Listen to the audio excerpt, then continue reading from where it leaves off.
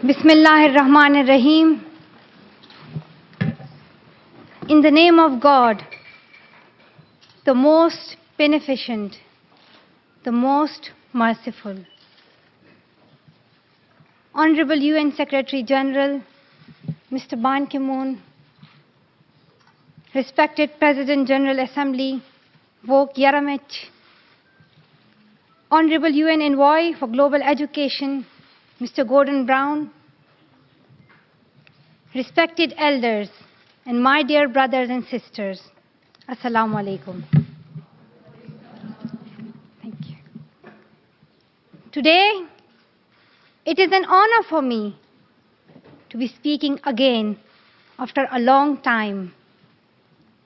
Being here with such honorable people is a great moment in my life. And it's an honor for me that today I'm wearing a shawl of Benazir Bhutto Shaheed. I don't know where to begin my speech. I don't know what people would be expecting me to say. But first of all, thank you to God, for whom we all are equal. And thank you to every person who has prayed for my fast recovery and a new life. I cannot believe how much love people have shown me. I have received thousands of good wish cards and gifts from all over the world. Thank you to all of them. Thank you to the children whose innocent words encouraged me. Thank you to my elders whose prayers strengthened me. I would like to thank my nurses, doctors, and the staff of the hospitals in Pakistan, in the UK, in the UAE government, who have helped me to get better and recover my strength. I fully support Mr. Ban Ki-moon, the Secretary General, in his Global Education First initiative, and the work of the UN Special Envoy, Mr. Gordon Brown, and the respected President General Assembly, Vok Yaramich. I thank all of them for their leadership that they continue to give. They continue to inspire all of us to action. Dear brothers and sisters, do remember one thing. Malala Day is not my day. Today is the day of every woman, every boy, and every girl who have raised their voice for their rights. There are hundreds of human rights activists and social workers who are not only speaking for their rights, but who are struggling to achieve their goal of peace, education, and equality. Thousands of people have been killed by the terrorists, and millions have been injured. I'm just one of them. So here I stand. One girl among many. I speak not for myself, but for those without voice can be heard. Those who have fought for their rights. Their right to live in peace. Their right to be treated with dignity. Their right to equality of opportunity. Their right to be educated. Dear friends, on the 9th of October 2012, the Taliban shot me on the left side of my forehead. They shot my friends too. They thought that the bullet would silence us. But they failed. And out of that silence came thousands of voices. The terrorists thought that they would change my aims and stop my ambitions. But nothing changed in my life except this. Weakness, fear, and hopelessness died. Strength, power, and courage was born.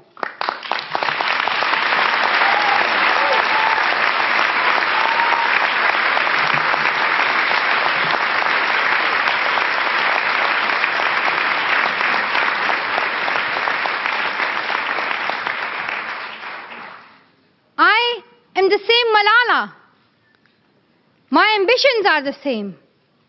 My hopes are the same. And my dreams are the same. Dear sisters and brothers, I'm not against anyone. Neither am I here to speak in terms of personal revenge against the Taliban or any other terrorist group. I'm here to speak up for the right of education of every child.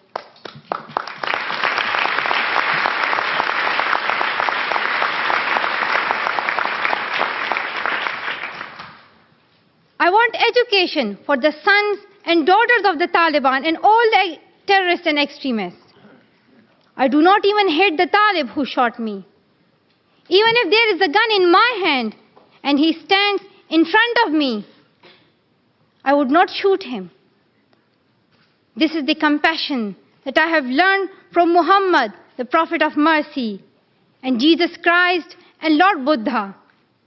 This is the legacy of change that I have inherited from Martin Luther King, Nelson Mandela, and Muhammad Ali Jinnah. This is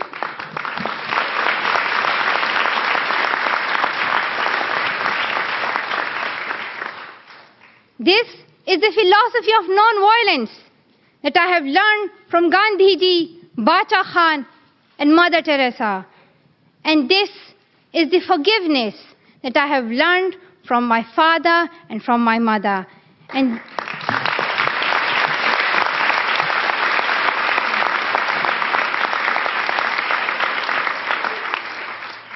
this is what my soul is telling me. Be peaceful and love everyone.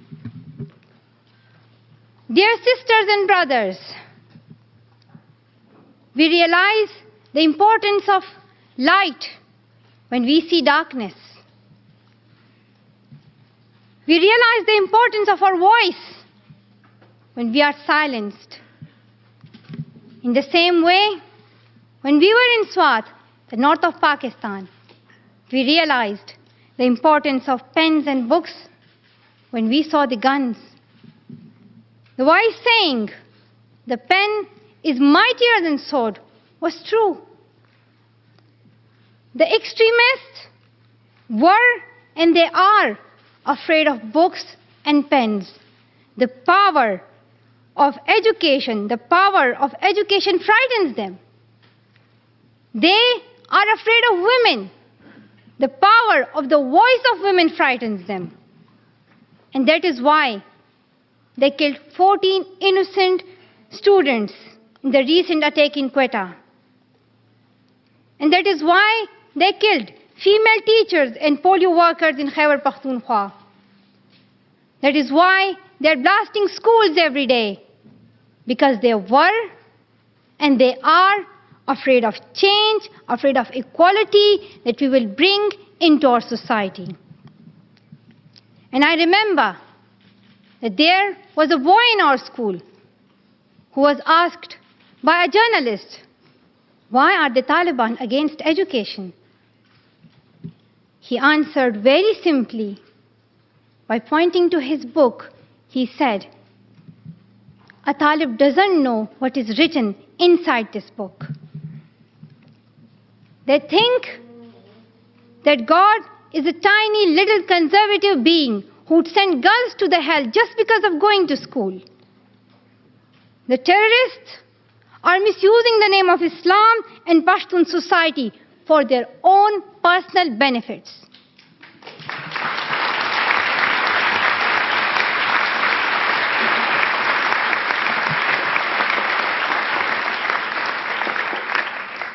Pakistan is a peace-loving democratic country. Pashtuns want education for their daughters and sons. And Islam is a religion of peace, humanity, and brotherhood. Islam says it's not only each child's right to get education, rather it's their duty and responsibility. Honorable Secretary General, peace is necessary for education. In many parts of the world, especially Pakistan and Afghanistan, terrorism, wars, and conflicts stop children to go to their schools. We are really tired of these wars. Women and children are suffering in many ways in many parts of the world. In India, innocent and poor children are victims of child labor. Many schools have been destroyed in Nigeria. People in Afghanistan have been affected by the hurdles of extremism for decades. Young girls have to do domestic child labor and are forced to get married at early age. Poverty, ignorance, injustice, racism, and the deprivation of basic rights are the main problem faced by both men and women. Dear fellows, today I'm focusing on women's rights and girls' education because they are suffering the most. There was a time when women social activists asked men to stand up for their rights, but this time we will do it by ourselves.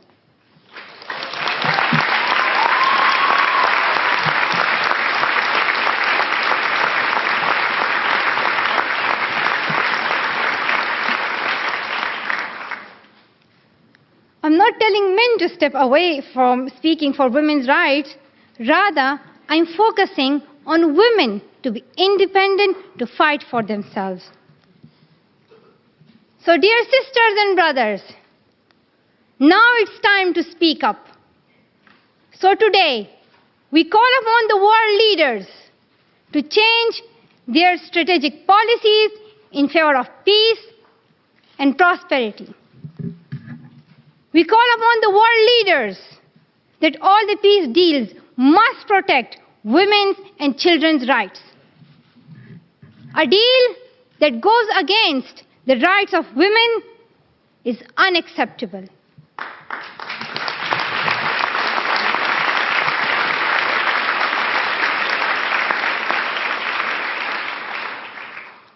We call upon all governments to ensure free, compulsory education all over the world for every child.